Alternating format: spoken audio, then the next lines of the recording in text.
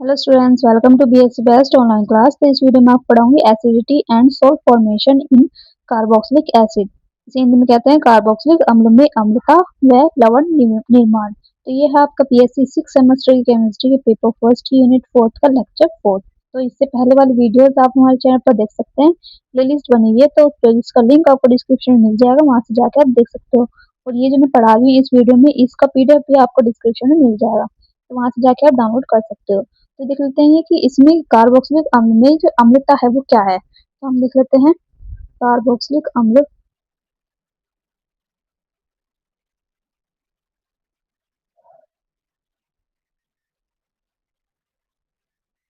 Carboxylic अम्ल यानी इसे क्या कहते हैं, RCOOH। ये क्या हमारा कार्बोक्सिलिक अम्ल का फॉर्मूला है। कार्बोक्सिलिक अम्ल जब क्षारों से क्रिया करेगा, क्षारों के साथ क्रिया करके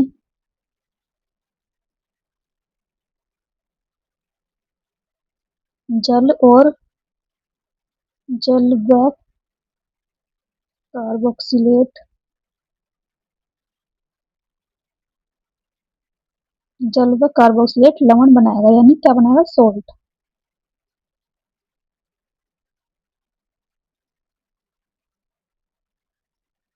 ठीक है, तो ये जो है पहले क्या हो लेंगे, हम कार्बोक्सिलिक अम्ल लेंगे और क्षार से क्रिया कराएंगे तो क्या बनेगा, जल बनेगा और कार्बोक्सिलेट लवण बनेगा। तो इसमें यही तो है कि लवण निर्माण यानी सोल्ट फॉर्मेशन। तो इसमें सोल्ट का निर्माण होगा किसके द्वारा, कार्बोक्सिलिक अम्ल के द्वारा। और ये अभिक्रिया किसको दर्शाती है, इसकी अम्लता को दर्शाती है। तो इसमें लिखते हैं इनकी, यानी कार्बोक्सिलिक अम्ल की, ठीक है, इनकी अम्लता यानी एसिडिटी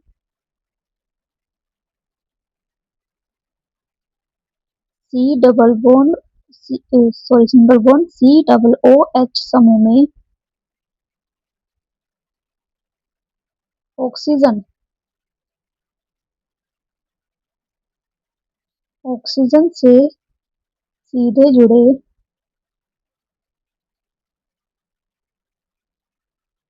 H पॉजिटिव आयन, H पॉजिटिव को आसानी से छोड़ने की क्षमता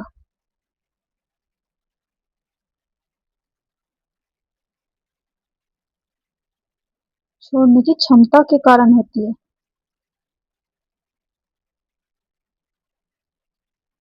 ठीक है, इसमें क्या कहा है, इसमें क्या होगा, लवण का निर्माण होगा और इनकी जो अम्लता होती है, यानी ये वाली अभिक्रिया इसकी अम्लता को दर्शाती है। इससे इनकी अम्लता जो होती है वो COOH समूह में जो ऑक्सीजन है, ये वाला ऑक्सीजन है, इससे क्या जुड़ रहा है, H जुड़ रहा है। तो ऑक्सीजन से जुड़े सीधे H, ये वाले H प्रोटोन, यानी इसे क्या कहते हैं, प्रोटोन।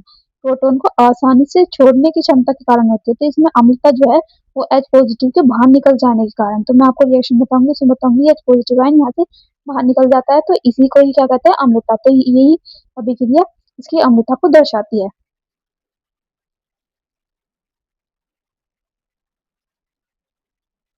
और इसमें क्या होता है, यह फिनोल से अधिक अम्लीय होता है। तो इसके थोड़े से रूल्स भी हैं, वो भी मैं आपको लास्ट में बताऊंगी, पहले रिएक्शन करके दिखाऊंगी कि इसमें अम्लता ये कैसे दर्शाता है। तो ये जो है यह फिनोल से अधिक अम्लता दर्शाता है, कि यानी फिनोल क्या है, कम अम्लीय किसके मुकाबले, इस कार्बोक्सिलिक अम्ल के मुकाबले। ठीक है, और इसमें क्या होता है, इसमें स्थिर कार्बोक्सिलेट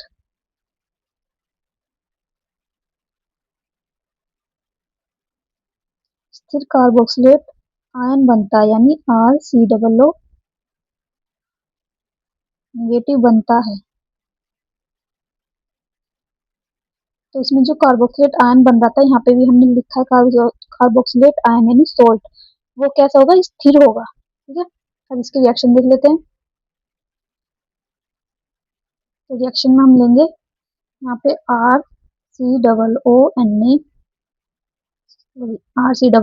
तो ये क्या है, हमारा कार्बोक्सिलिक अम्ल, और इसी की क्या करानी है हमें, क्षार से। तो हमने यहाँ ले लिया NaOH, ये है हमारा क्षार। जब ये दोनों आपस में क्रिया करेंगे तो यहाँ बना लेंगे RCOO इस पे क्या आ जाएगा नेगेटिव और इस पे एन पे क्या होता है पॉजिटिव, तो ये दोनों आपस में क्या कर लेंगे, ये बना लेंगे हमारे क्षार, सॉरी लवण, ठीक है। और यहाँ पे निकल जाएगा जल, तो ये H और ये वाला H मिलकर H2 बना लेंगे, तो ये बाहर निकल जाएगा यहाँ से, तो ये बन गया हमारा, ये बना लवण, और ये जल, ये है क्षार, और ये हमारा कार्बोक्सिलिक अम्ल।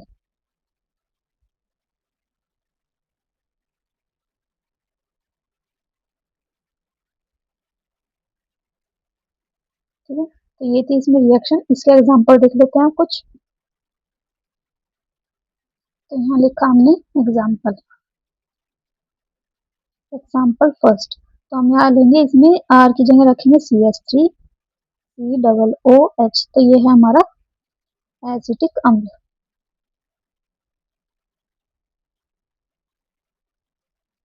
तो हमने यहाँ लिया एसिटिक अम्ल, और NaOH,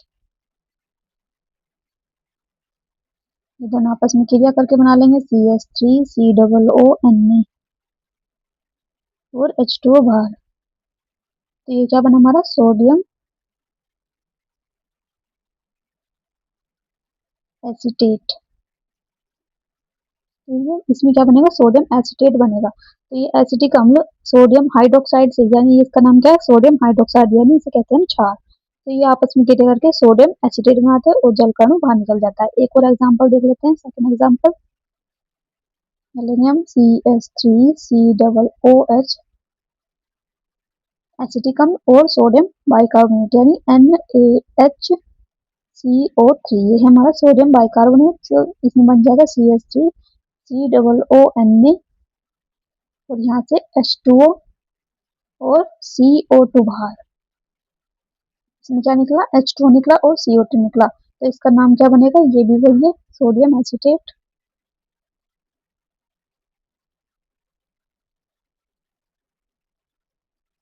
ठीक है, तो ये थी इसके एग्जांपल। ठीक है, अब देख लेते हैं इसके मुख्य गुण, तो हम हेडिंग डालेंगे यहाँ पर मुख्य गुण,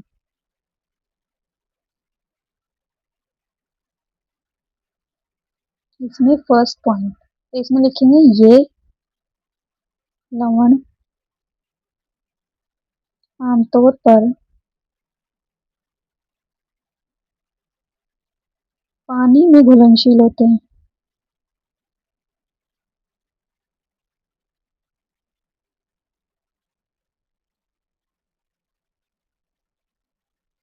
पानी में कैसे होते हैं, घुल जाते हैं, इसलिए कहते हैं इसे घुलनशील होते हैं।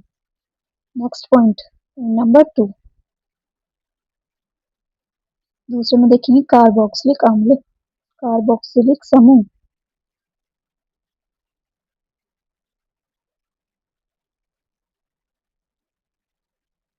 से जुड़े इलेक्ट्रॉन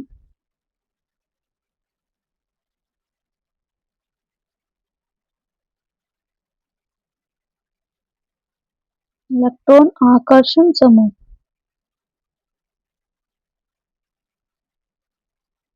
तो कार्बोक्सिलिक समूह से जुड़े इलेक्ट्रॉन आकर्षण समूह, यानी इलेक्ट्रॉन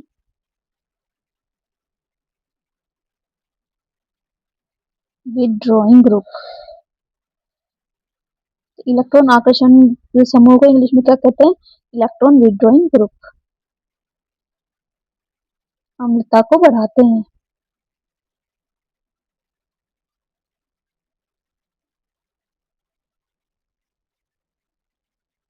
तो इसमें क्या कहा है, अगर हमारे कार्बोक्सिलिक अम्ल से कोई भी इलेक्ट्रॉन आकर्षण समूह जुड़ रहा है तो वो क्या होगा, इसकी अम्लता को बढ़ा देंगे।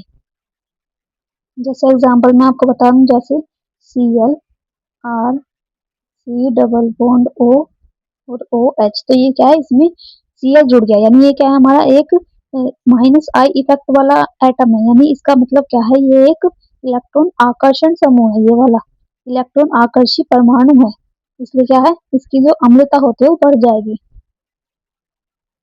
अम्लता बढ़ जाती है।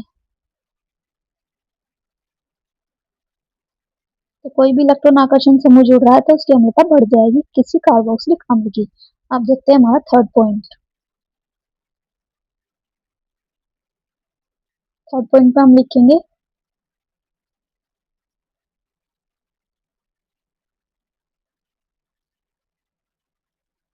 इसमें अम्लीय गुण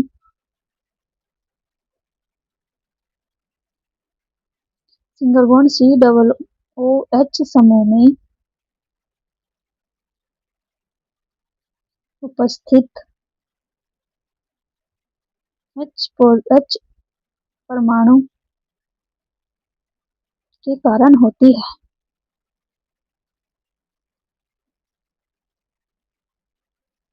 तो पेपर में आपको सिर्फ ऐसे ही लिखना है जैसे मैं लिखवा रही हूँ। पहले आपको रिएक्शन करके दिखा देनी है और फिर इसके गुण लिख देने हैं। तो इसमें क्या कहा है, जो हमारे कार्बोक्सिलिक अम्ल है उसमें जो H परमाणु है उसके कारण ही इसमें अम्लता होती है। अब देखते हैं फोर्थ पॉइंट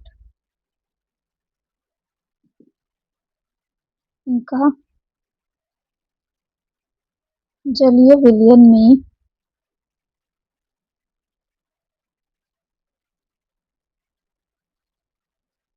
आयनन इस प्रकार होता है।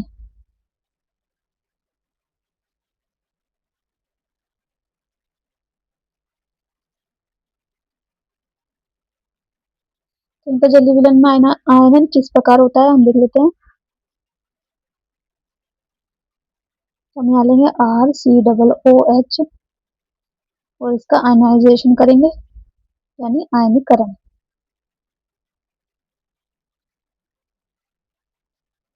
तो ये बन जाएगा RCOO नेगेटिव और H पॉजिटिव। तो इसका हो गया आयनीकरण। तो इसका नाम लिख लेते हैं, ये है हमारा कार्बोक्सिलिक अम्ल, कार्बोक्सिलिक एसिड। और ये है हमारा कार्बोक्सिलेट,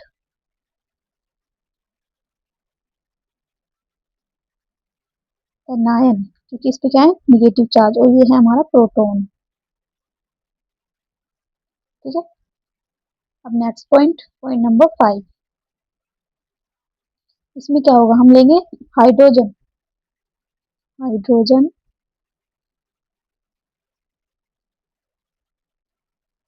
प्रोटॉन के रूप में सरलता से अलग हो जाता है।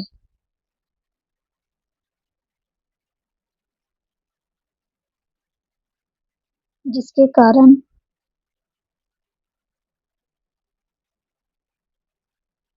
कार्बोक्सिलिक अम्ल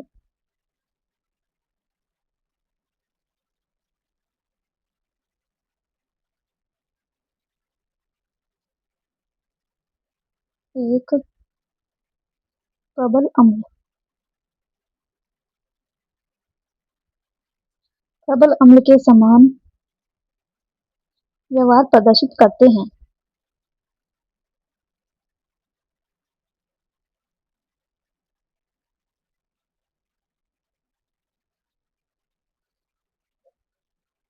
ठीक है। इसमें क्या कहा है, जो हमारा हाइड्रोजन में प्रोटॉन है कि हाइड्रोजन प्रोटॉन के रूप में सरलता से अलग हो जाता है। यानी जो हमारा ये जो हाइड्रोजन है वो प्रोटॉन के रूप में सरलता से अलग हो जाता है, जिसके कारण जो कार्बोक्सिलिक अम्ल है एक प्रबल अम्ल के समान व्यवहार करता है। तो ये क्या हमारा प्रबल अम्ल के समान व्यवहार करता है। तो इसमें देख देती हूँ कि इसमें से प्रोटॉन कैसे निकलता है।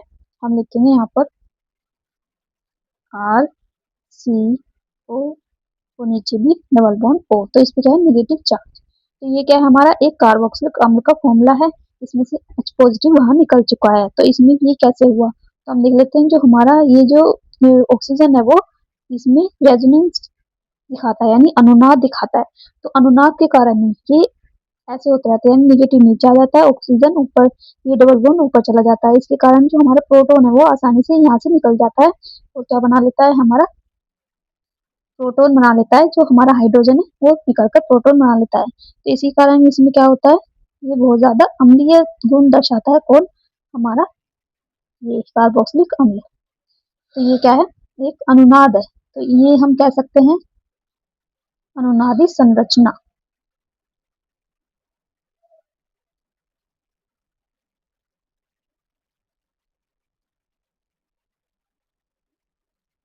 ठीक है, यानी अनुनाद संकरण भी कह सकते हैं इस वाले को। और ये है हमारी अनुनादी संरचना है। तो इसी के कारण ये क्या होता है, हमारा एक हाइड्रोजन जो होता है वो आसानी से प्रोटॉन के रूप में बाहर निकल जाता है और जो हमारा कार्बोक्सिलिक अम्ल है वो अधिक अम्लीयता दर्शाता है। नेक्स्ट पॉइंट देखते हैं। नेक्स्ट पॉइंट है 6 पॉइंट। 6 नाम लिखेंगे जैसे हमने पीछे देखा, हमारा दिखा देती हूँ मैं आपको एक बार। जैसे इसमें पढ़ा था हमने कि कार्बोक्सिलिक समूह से जुड़े इलेक्ट्रॉन आकर्षण समूह, यानी अगर हमारे कार्बोक्सिलिक अम्ल से कोई इलेक्ट्रॉन आकर्षी समूह जुड़ रहा है तो उसके कारण क्या होती है, अम्लता बढ़ती है। लेकिन अगर इलेक्ट्रॉन प्रतिकर्षी यानी इलेक्ट्रॉन रिपल्शन ग्रुप जुड़ रहा है तो उसके कारण क्या होगी, अम्लता घट जाएगी। तो 6 पॉइंट हमारा यही है कि इसी तरह जैसे हमने देखा उसी की तरह इसी तरह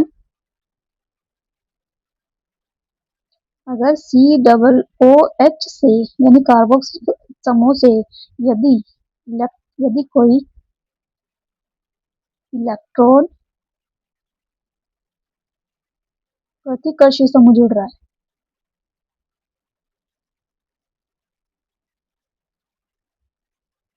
इसे हम कहते हैं electron repelling repelling electron repelling group जुड़ा है तो अम्लता घटती है। अम्लता क्या होगी, घट जाएगी। इसमें क्या था, हमारी बढ़ जाती है, इसमें क्या होता है, घट जाती है। तो इसका एग्जांपल देख लेते हैं, जैसे CS3 बबून COOH, तो ये क्या है, प्लस इफेक्ट वाला है ये वाला CS3, तो ये क्या होगा, इसमें अम्लता घट जाएगी।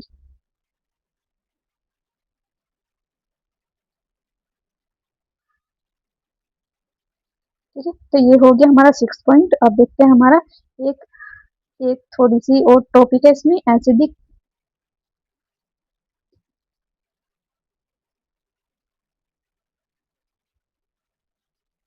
अम्लीय अम्लीयता का क्रम। तो अम्लीयता का क्रम देख लेते हैं एक बार, किस में ज्यादा होती है और किस में कम होती है। तो हम देखेंगे, पहले लिखा हमने Cl CH2 COOH। ठीक है, तो ये क्या है हमारा, एक इसमें Cl है, यानी ये क्या है हमारा एक इलेक्ट्रॉन आकर्षी समूह है। और ये है हमारा HCOOH, यानी ये क्या है हमारा कार्बोक्सिलिक अम्ल।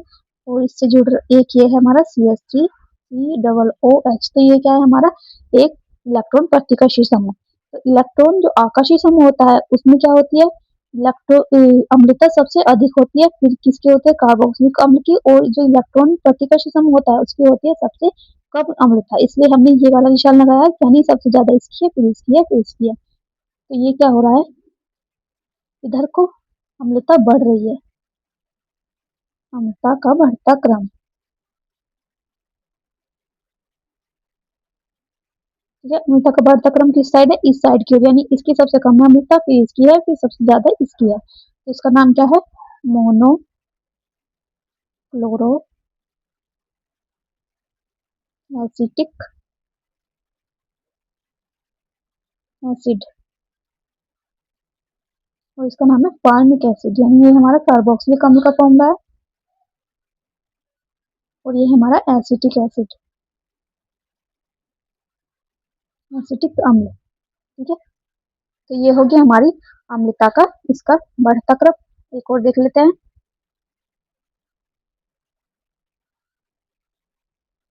अगर बहुत सारे इलेक्ट्रॉन आकर्षित समूह जुड़ रहे हैं, जैसे हम देख लेते हैं एग्जाम्पल COOH और इससे जुड़ रहे हैं 3 आकर्षी समूह।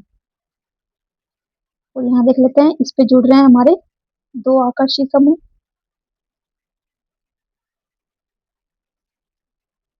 और इस वाले कार्बन पे जुड़ रहे हैं हमारे 1 आकर्षी समूह, यानी इलेक्ट्रॉन आकर्षी समूह। तो इसमें किसकी अम्लता ज्यादा होगी, आप बता सकते हो किसकी अम्लता ज्यादा होगी इनमें।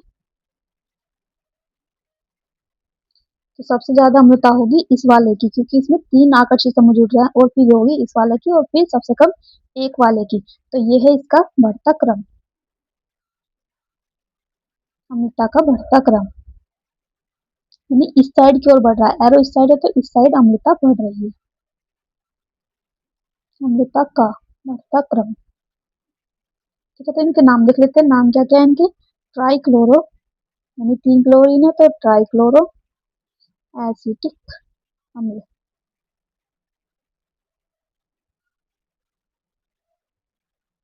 और ये हमारा डाइक्लोरोएसिटिक अम्ल।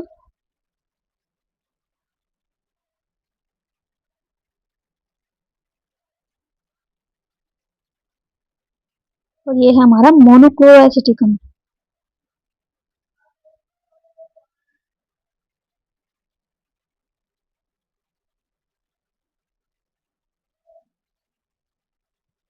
ठीक है, समझ में आया यहाँ तक?